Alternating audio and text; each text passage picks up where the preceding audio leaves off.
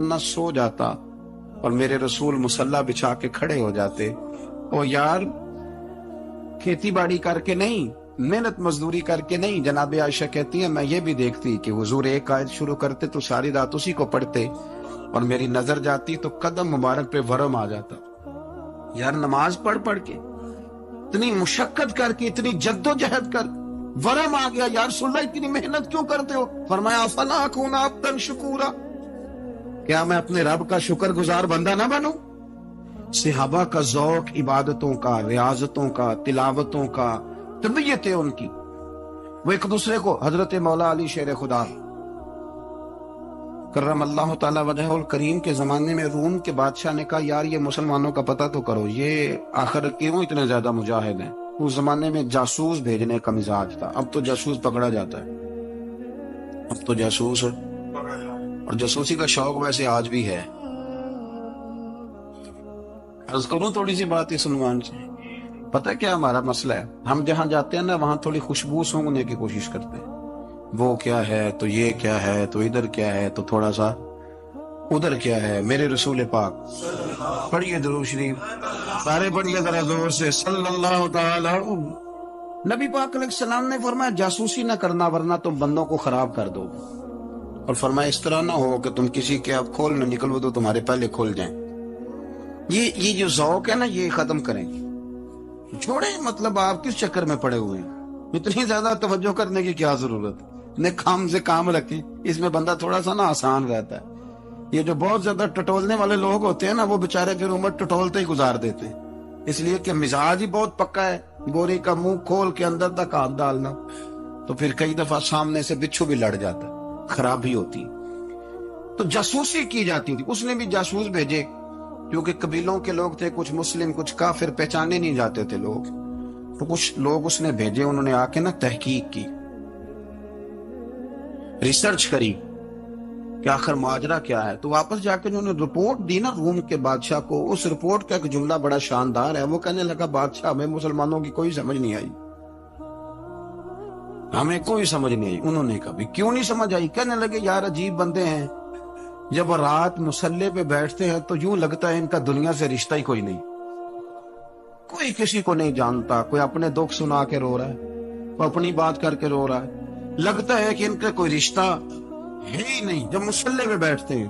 اور فرمایا جب سویرے یہ جہاد کرنے نکلتے ہیں تو لگتا ہے ان سے زیادہ دلیر ہی کوئی نہیں. حالانکہ جو مسلحوں پہ رونے دھونے کے لوگ ہوتے ہیں وہ کئی دفعہ جہاد میں کام نہیں کرتے، لیکن عجیب لوگ ہیں کہ رات کے راہب ہیں، دن کے مجاہد ہیں، کوئی سمجھ نہیں آتا. میرے عزیز ان لوگوں نے مسلح آباد کر کے رکھا، تلاوتیں ان کا ذوق رہی، منظر روز پڑھنا، اسباق پڑھنا، وظائف پڑھنا، یہ ان کا ذوق رہا.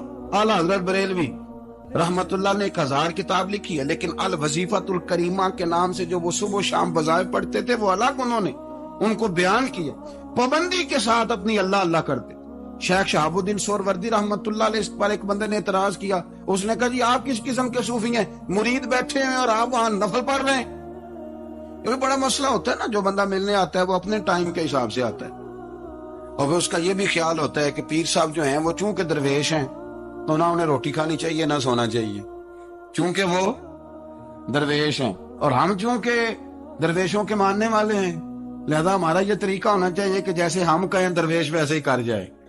حالانکہ جس کو آپ درویش کہیں گے آپ اس کی مانیں گے، آپ منوائیں گے نہیں، ہمارا مزاج ہوتا ہے. شیخ شہاب الدین پر لوگوں نے اعتراض کی، حضور لوگ ملنے آئے ہیں، زیارت کرنے آئے ہیں، یہ بندے دعا کرانے آئے ہیں، اللہ اللہ کرانے آئے اور آپ نفل پڑھ رہے ہیں. کیا جملہ ہے، کیا حسن ہے، کیا خوبصورتی ہے.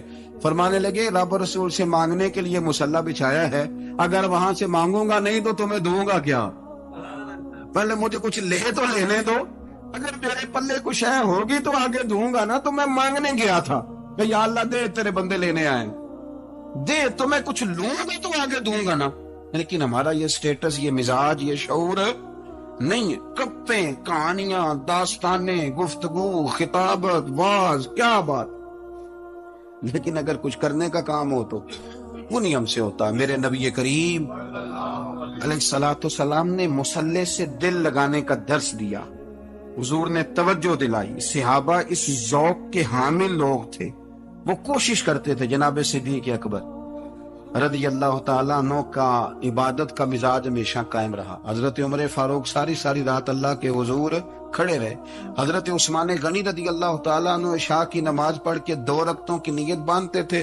15 سپارے پہلی رکعت میں پڑھ دیتے اور 15 سپارے قرآن مجید کے دوسری رکعت میں پڑھ دیتے. آپ نے نا حضرت عمر فاروق کے وصال کے بعد ان کی ایک بیوہ سے نکاح کیا.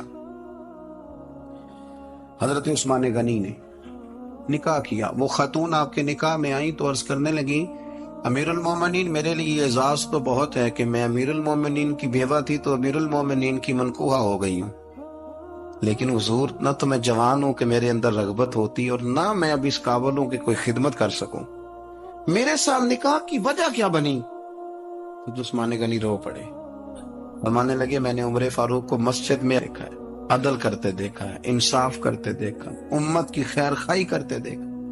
تمہارے ساتھ نکاح اس لیے کیا ہے کہ تم مجھے یہ بتاؤ کہ عمر فاروق گھر کے اندر اپنے رب کو کیسے راضی کرتے، گھر کے اندر کیسے راضی کرتے تھے، وہ طریقے بتلاؤ، تم بتاتی جانا اور میں بھی اسی طرح گھر میں عبادت کروں. میرے رسول کریم علیہ الصلوۃ والسلام نے ارشاد فرمایا، حضور فرمانے لگے جس گھر میں اللہ کا ذکر ہوتا ہے وہ گھر زندوں کا ہے، اور جس گھر میں رب کریم کا ذکر نہیں ہوتا وہ گھر زندوں کا نہیں ہے. گھر نا ہم نا کتابوں میں پڑھتے ہیں کہ ایک بزرگ کہتے ہیں، حضرت فضیل بن عیاض کہتے ہیں کہ میں ایک گلی سے گزر رہا تھا تو گھر کے اندر کسی قاری صاحب نے قرآن کی آیت پڑھ دی، ولی من خاف مقام ربہ جنتان. میں تے میرے کانوں سے ٹکرائی تو اللہ نے میری کایا ہی پلٹ دی، میں توبہ کر گیا. اب گھر کے اندر سے آواز آئے تو صحیح نہ تلاوت کی، پر اندر سے آواز آتی نہیں، یا ڈیک بجنے کی آواز آتی ہے، یا ٹی وی چلنے کی آواز آتی ہے، یا دھوم مچانے کی آواز آتی ہے. عبادت کا وہ جو خاص شوق تھا، وہ جو حسن تھا، وہ جو توانائی تھی، وہ جو بات تھی. ایک جگہ پہ ہم بیٹھے تھے تو وہاں ایک صاحب آئے اور انہوں نے آتے ہی کہا کہ مہربانی کریں ذرا مجھے مصلی دے دیں، میرے نہ کچھ نفل رہ گئے. تو میں نے وضو کر لیا تو کوئی مصلی مل جائے. مصلی انہیں دے دیا گیا، وہ مصلی لے کے چلے گئے تو پیچھے ایک صاحب نے تبصرہ کیا، کہنے نے کتنا ریاکار بندہ ہے، لوگوں کو دکھا رہا ہے کہ میں نفل پڑھتا ہوں، ہے کوئی بات کرنے والی. میں نے اسے کہا تو مہربانی کرنا اس طرح کی ریاکاری تو بھی کر، پکڑ مصلی اور جا تو بھی تھوڑی ریاکاری کر کے آ، اٹھ ذرا شکر کر، کوئی یہ ریاکار بھی ملا ہے، کوئی نفل پڑھ کے ریاکاری کر رہا ہے. اللہ کا میں کہتا ہوں کو پڑھے تو صحیح نہیں، یہ کوئی دور ہے نفل پڑھنے کا؟ اس میں تو لوگوں کا مزاج ہی نہیں، طبیعت ہی نہیں. میں نے کہا چل مہربانی کر یہ لے مصلی اور تو بھی جا تھوڑی سی ریاکاری کرو تو صحیح نا. مزاج ہی نہیں، ذوق. جمعے کی نماز پڑھ کے یوں دنیا بھاگتی ہے، او ہو پتہ نہیں کون سی پیچھے آگ تھی جو بجھائی جائے گی. اور آج تک لوگ مسئلہ پوچھ رہے ہیں کہ جمعے کی بعد والی سنتیں کتنی ہوتی ہیں. میں نے کہا کتنے سال ہو گئے جمعہ پڑھتے، کتنے سال ہو گئے، ابھی تک سنتوں کا نہیں پتا، ابھی تک نے علم کے پہلے کتنی رکھتے ہیں اور بعد میں کتنی رکھتے ہیں. فجر کی سنتیں کب پڑھنی چاہیے، سنو فجر کی سنتوں کے بارے میں.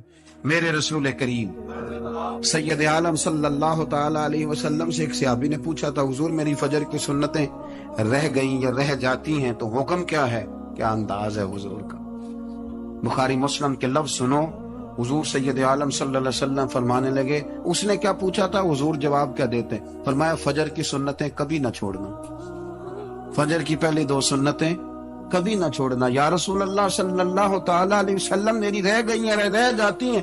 فرمایا فجر کی 2 سنتیں نہ چھوڑنا. فرمایا فجر کی پہلی 2 سنتیں مجھے دنیا اور دنیا کے اندر جو کچھ ہے وہ سب سے زیادہ پیاری ہے.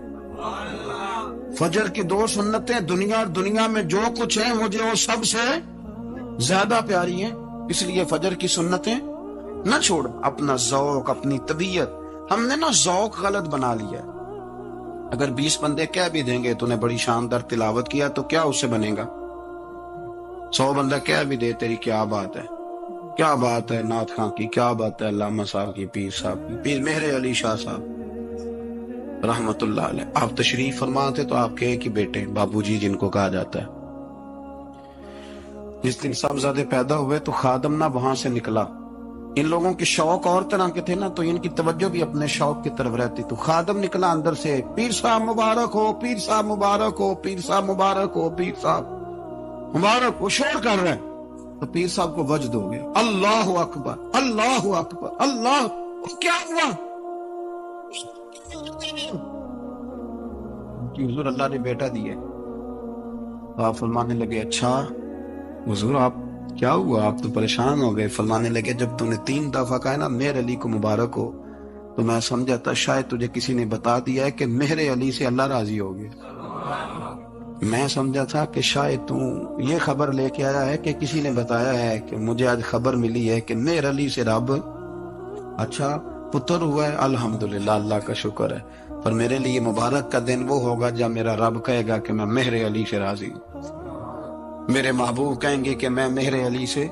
آپ بات کو سمجھیں، شوق ہی کسی اور طرف تھا، دل ہی کہیں اور لگا ہوا تھا، طبیعت ہی کہیں اور مائل تھی. کوئی وظیفہ پوچھتے تھے تو پڑھتے تھے وہ لوگ، کچھ اللہ اللہ انہیں بتائی جاتی تھی تو کرنے کا ذوق رکھتے تھے، طبیعت تھی، قائل تھے. حضرت ربیع کہتے ہیں میں بڑی دور سے سفر کر کے گیا حضرت اویس کرنی سے ملنے، بڑی دور سے. اور جب میں پہنچا تو فجر کا وقت تھا، تو حضرت اویس کرنی کو میں نے پا لیا. تو وہ نماز پڑھ کے نا قرآن شریف لے کے بیٹھ گئے. فرماتے اشراق چاشت کا وقت ہوا تو نفلوں کی نیت باندھ لی.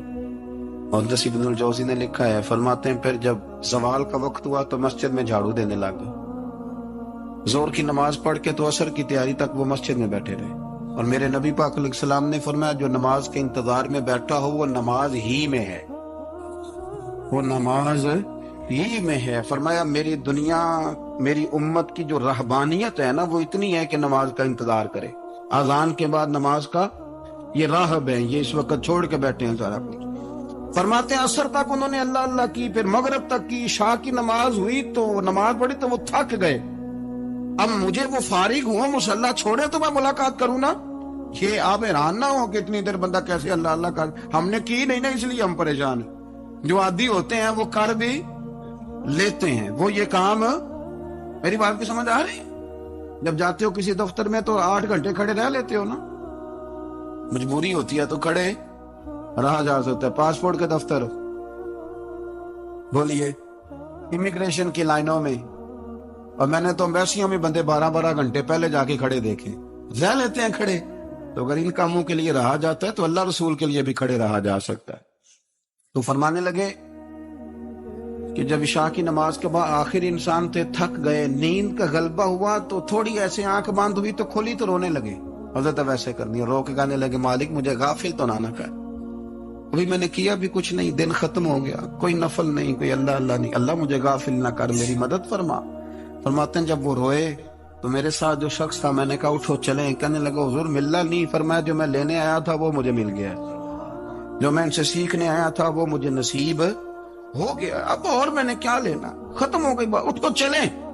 اللہ کے بندوں نے حضرت ربیہ بن کعب اسلمی رضی اللہ تعالیٰ عنہ فرماتے ہیں، کہتے ہیں جب بنو قریظہ اور بنو نذیر یہودیوں کے ساتھ حضور علیہ السلام نے جنگ کا اعلان فرمایا تو وہ دشمن ہو گئے. ہمیں خطرہ تھا کہ وہ رات کو کہیں محبوب کو تکلیف نہ دیں، تو کچھ لوگ نا تلواریں لے کے نبی پاک کے دروازے پہ پہرے داری کرتے تھے. گن مین رکھنا حرام نہیں، اگر کسی کو واقعی خطرہ ہو تو اس کے لیے سنت بھی ہے. حضرت علی المرتضیٰ تلوار لے کے حضور کے گھر کا پہرا دیتے تھے. حضرت ربیہ بن کعب اسلمی رضی اللہ تعالیٰ عنہ فرماتے ہیں کہ رات میری ڈیوٹی تھی کہ میں حضور کے گھر کا پہرا دوں گا. تو فرماتے ہیں میں باہر سن رہا تھا، ساری رات ہی میرے نبی پاک نے اللہ کی تسبیح پڑھی، ساری رات، کبھی تسبیح، کبھی تحلیل، کبھی تحمید، کبھی تکبیر، ساری رات. فرماتے ہیں ساری رات حضور پڑھتے رہے اور ساری رات ہی میں سنتا رہا. مجھے اونگ آ گئی، میری آنکھ لگ گئی، حضور ابھی پڑھ رہے، میں تھک کے سو گیا. اور فرماتے ہیں جب میری آنکھ دوبارہ سے کھلی تو میرے کانوں میں پھر کوئی چیز گونجی تو میں نے کان لگایا تو میرے حبیب ابھی بھی اللہ کو یاد کر رہے. ساری رات حضور رب کی عبادت کرتے.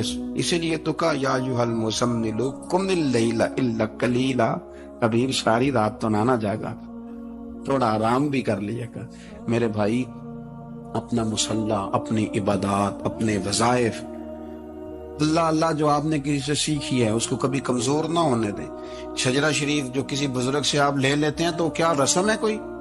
اس پہ کچھ لکھا ہوتا ہے، وہ پڑھنے کے لیے دیا جاتا ہے. اس پہ لکھا ہوتا ہے کہ یہ اللہ اللہ آپ نے کرنی ہے. ساری زندگی کسی اسکول میں داخل ہو گئے اور وہاں جا کے آپ نصاب ہی نہ پڑھیں، کتاب ہی نہ کھولیں تو پاس ہو جائیں گے؟ وہ کہتے ہیں میں 20 سال جاتا رہا ملا کچھ نہیں، تو آپ نے لیا کیا ہے؟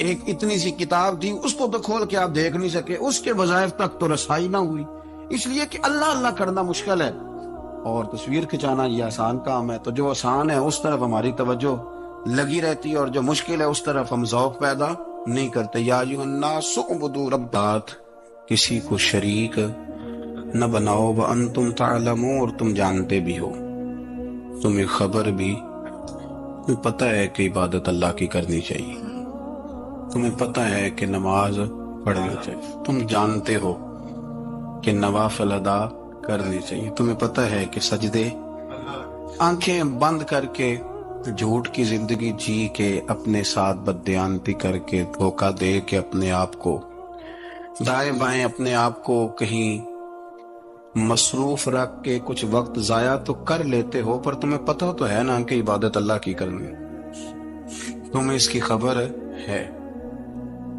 فرمایا اس رب کی، دیکھیں نا، انسان پر اگر کوئی شخص نیکی کر دیتا ہے، احسان کر دیتا ہے، تو انسان اس کے سامنے پھر گردن نہیں اٹھا سکتا، یار یہ میرے مشکل وقت کا دوست ہے، اس نے میرے ساتھ نیکی کی ہے، کبھی بھی گردن نہیں اٹھائے گا، جھکا کے رکھے گا۔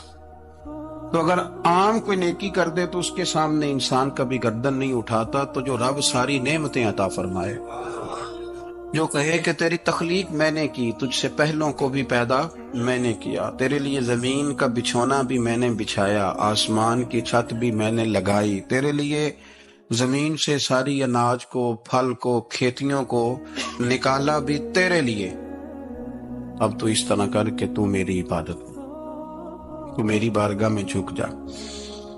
بہت سارے نشے لوگوں کو لگے ہوئے ہوتے ہیں، ہر آدمی کوئی نہ کوئی نشہ کرتا ہے، کوئی دولت کا کرتا ہے، کوئی شہرت کا کرتا ہے، کوئی اپنی تعریف کا نشہ کرتا ہے، دو چار لوگوں سے تعریف سن کے مطمئن ہو جاتا ہے۔ ناراض تو نہیں ہو گیا اس جملے سے؟ آپ کرتے ہیں لوگ دولت کا نشہ، یہ جب نقصان ہوتا ہے تو بندے بیمار نہیں ہو جاتے؟ پیسے ڈوب جاتے ہیں تو لوگ بیمار نہیں ہو جاتے؟ تو اس کا مطلب یہ ہوتا ہے کہ نشہ ٹوٹ گیا ہے۔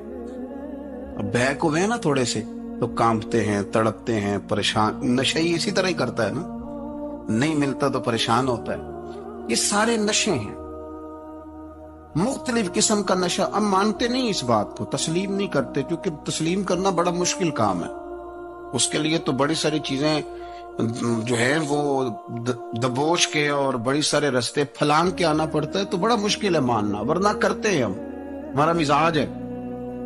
یہ گھومنے پھرنے کا، دنیا دیکھنے کا بھی ایک نشہ ہے، یہ بہت ساری باتیں کرنے کا بھی ایک نشہ ہے، گپ شپ کا بھی ایک۔ ویڈیو دیکھنے کا شکریہ۔ اگر آپ چینل پر نئے ہیں تو سبسکرائب کر لیں اور ساتھ ہی ساتھ بیل آئیکن پر بھی کلک کر دیں تاکہ یوٹیوب ہماری ہر ویڈیو کا نوٹیفیکیشن سب سے پہلے آپ کو بھیج دے۔ جزاک اللہ۔